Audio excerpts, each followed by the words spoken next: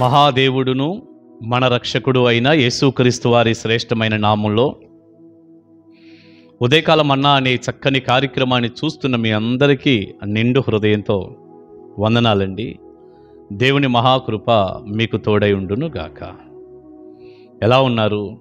దేవుని కృపలో మీరందరూ క్షేమమే కదా? రండి, పరిశుద్ధ గ్రంథంలో నుంచి చక్కని మాటలు మనం తీసుకుందాం. యెషయా గ్రంథం 49వ అధ్యాయం 14వ వచనం నుంచి కొన్ని మాటలు. అయితే సియోను, యెహోవా నన్ను విడిచిపెట్టి ఉన్నాడు, ప్రభువు నన్ను మరచి ఉన్నాడని అనుకొనుచున్నది. ప్రియులారా, చదివినటువంటి వాక్యంలో సియోను అనుకుంటుందట. సియోను అంటే ఇశ్రాయేలు ప్రజలు. యెరూషలేముకి ఉన్నటువంటి మరొక పేరు సియోను. కనుక ఇశ్రాయేలు ప్రజలు దేవుని బిడ్డలు అనుకుంటున్నారు. ఏమనుకుంటున్నారంటే, దేవుడు నన్ను విడిచిపెట్టి ఉన్నాడు, దేవుడు మమ్మల్ని విడిచిపెట్టేశాడు, ప్రభువు నన్ను మరచి ఉన్నాడు, ఆయన మమ్మల్ని మర్చిపోయాడు, ఆయన మమ్మల్ని విడిచిపెట్టేశాడు అని దేవుని పిల్లలు అనుకుంటున్నారు. వారికి ఉన్న శ్రమను బట్టో కష్టాన్ని బట్టో ఇలాంటి ఆలోచన కలిగి ఉండవచ్చు. ప్రియబిడ్డ, ఉదయకాలం అన్నా చూస్తున్న మీ జీవితంలో కూడా ఇలాగే అనుకుంటున్నారా? దేవుడు నన్ను విడిచిపెట్టేశాడు, దేవుడు నన్ను మర్చిపోయాడు, ఆయన నన్ను ఏం పట్టించుకోవటం లేదు, దేవుని సన్నిధి నన్ను విడిచిపెట్టి వెళ్ళిపోయింది, దేవునికి నా మీద ఏదో కోపం వచ్చినట్టుంది, నన్ను విడిచిపెట్టేశాడని మీరు కూడా ఒకవేళ భావిస్తున్నారా?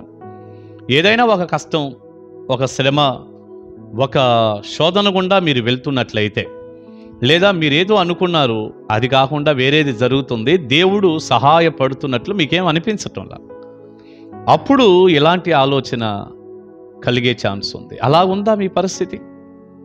మీరున్న ఏ కష్టాన్ని బట్టో శ్రమను బట్టో అయ్యో దేవుడు నన్ను వదిలేశాడు, విడిచిపెట్టాడు అనుకుంటున్నారా? ప్రియబిడ్డ, ఒక మాట చెప్పనా, మనం ఆరాధించే దేవుడు మంచి దేవుడు అండి. ఆయన ఎప్పుడు కూడా మనలను విడిచిపెట్టే దేవుడు కాదు, ఆయన ఎప్పుడు మనల్ని మర్చిపోయే దేవుడు కాదు. నువ్వు చెడులో పాపంలో పడనంత వరకు ఆయన నీతోనే ఉంటాడు. ఇది మాత్రం గుర్తుపెట్టుకో. నువ్వు చెడు జరిగిస్తూ పాపాన్ని చేస్తూ అపవిత్రమైన కార్యాలలో ఉండి అయ్యో దేవుడు నాకేదో తోడుగా లేడు ఇలా చేయలే అలా చేయాలంటే అది కుదరదు. కానీ నువ్వు దేవుని బిడ్డగా ఉండి నమ్మకంగా ఉండి చక్కగా ప్రార్థన చేసుకుంటూ మందిరానికి వెళ్తూ వాక్యానుసారంగా నువ్వు దేవుని సన్నిధిలో మొరపెట్టుకుంటూ ఉన్న బిడ్డవైతే దేవుడు నిన్ను విడిచిపెట్టే దేవుడు కాడు, ఆయన నిన్ను మర్చిపోయే దేవుడు కాడు. బైబిల్లో ఏమని రాస్తుంది? మీరు తర్వాత మత్తయి సువార్త 28వ అధ్యాయం చివరి మాట మీరు చూసుకోండి.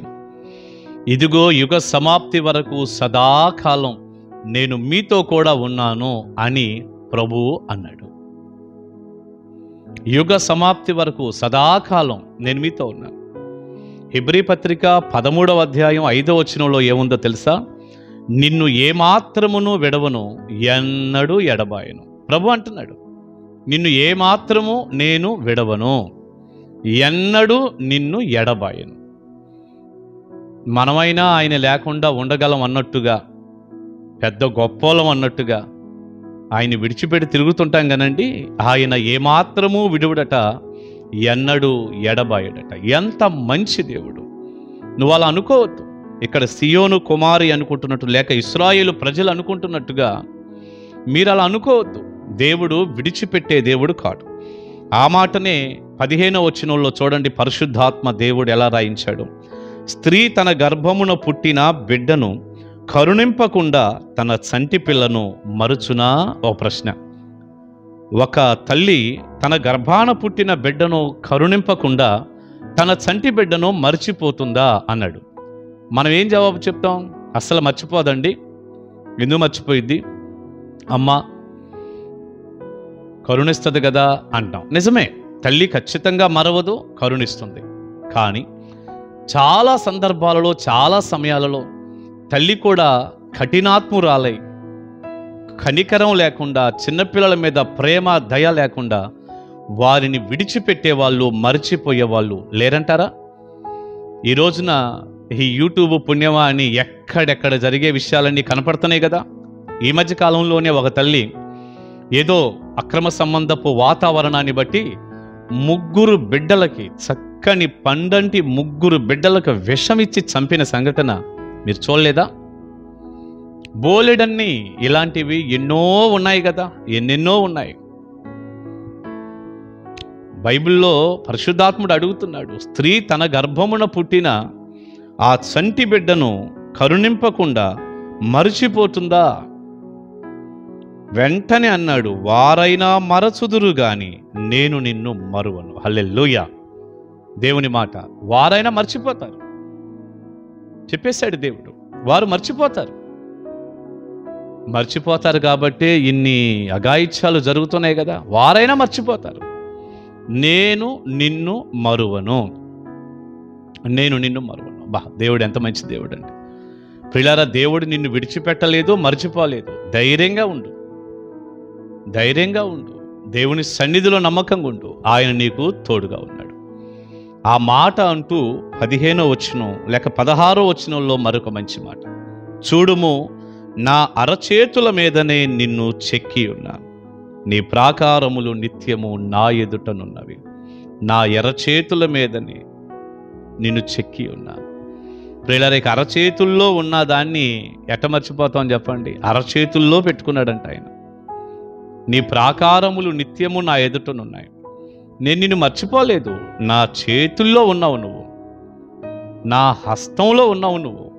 ఎంత చక్కని మాట అంటే, ఇక చేతిలో ఉన్న దాన్ని ఎలా మర్చిపోతాం చెప్పండి? మనం మర్చిపోవచ్చు. ఒక్కోసారి చూడండి, చేతిలోనే ఉంటుంది. ఏడో పెట్టేశాను, ఈ వస్తువు ఎక్కడ పెట్టానని చూస్తుంటే చేతిలోనే ఉంటుంది. ఒక్కోసారి అరే చేతిలో పెట్టుకొని ఏందో నేను అయోమయంగా ఎక్కడో పెట్టానని వెతుకుతున్నానే అనుకుంటా. కానీ దేవుడు ఆయన చేతుల్లో మనల్ని పెట్టుకుంటే ఇంకా అసలు మర్చిపోవటానికి ఎక్కడండి? మనలాంటి మతిమరుపు కలిగిన వాడా దేవుడు? ఏమిటి ఆయన దేవుడు గనక ఆయన అనంత జ్ఞాని. ఆయన ఎప్పుడు మనల్ని మర్చిపోయే దేవుడు కాదు, విడిచిపెట్టే దేవుడు కాదు. అరచేతిలో చెక్కుకున్న దేవుడు, నిత్యము మనల్ని ఆయన ఎదుట పెట్టుకున్న దేవుడు. ప్రియులారా, ఆయన మనల్ని విడిచిపెట్టాడు. ఈ ఉదయకాల సమయంలో ఈ మాటలు వింటూ ఉండగా ఒకవేళ ఆయన విడిచిపెట్టాడో, మర్చిపోయాడో అని కృంగిపోవద్దు. ధైర్యంగా ఉండు. దేవుడు నీకు తోడుగున్నాడు. మీరు నన్ను అడగొచ్చు, పాస్టర్ గారు మరి కొన్ని కార్యాలు మేము అనుకున్నా ఏమీ జరగట్లేదు కదండి అని. ప్రియులారా, వెంటనే దేవుడు చేయకపోయినా నువ్వు కనిపెట్టి మొరపెట్టు, తగిన సమయంలో కార్యం జరిగి తీరుతుంది. ప్రభు సహాయపడతాడు. కొన్ని మనకి ఇబ్బంది, ప్రమాదం, మనకు మంచిది కాదు అనుకుంటేనే దేవుడు ఇవ్వడు. అందులో కూడా మంచే ఉంది. ఎన్నటికీ దేవుడు మంచి దేవుడే. తగిన సమయంలో నీకు బెస్ట్ ఇస్తాడు. ప్రస్తుతానికే నీకు జరగలేదు, రానున్న రోజుల్లో గొప్ప కార్యం చేస్తాడు. ఆయన నిన్ను మర్చిపోయే దేవుడు కాదు, విడిచిపెట్టే దేవుడు కాదు. నీతోనే ఉన్నాడు. ధైర్యంగా ఉండు. దేవుని కృప మీకు తోడై ఉండును గాక. ఆమేన్. ప్రార్థన చేసుకుందాం. పరిశుద్ధుడా, ప్రేమగల తండ్రి, మీకు వందనాలయ్యా. విత్తబడిన చక్కని సందేశం మీ బిడ్డలకు దీవెనకరంగా చేయండి, ఆశీర్వాదంగా చేయండి. మీరు విడిచిపెట్టే దేవుడు కాదు, మర్చిపోయే దేవుడివి అస్సలు కాదు. మీ అరచేతుల్లో మమ్మల్ని చెక్కుకున్నారు.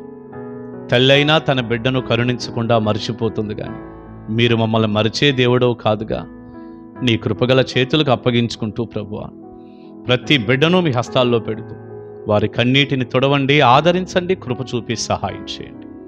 యేసు నామాని ప్రార్థన మనవులు అడుగుచున్నాను తండ్రి. ఆమేన్. ఆమేన్. God bless you. దేవుని కృప మీ అందరికీ తోడై ఉండును గాక. కలుసుకుందాం. Praise the lord.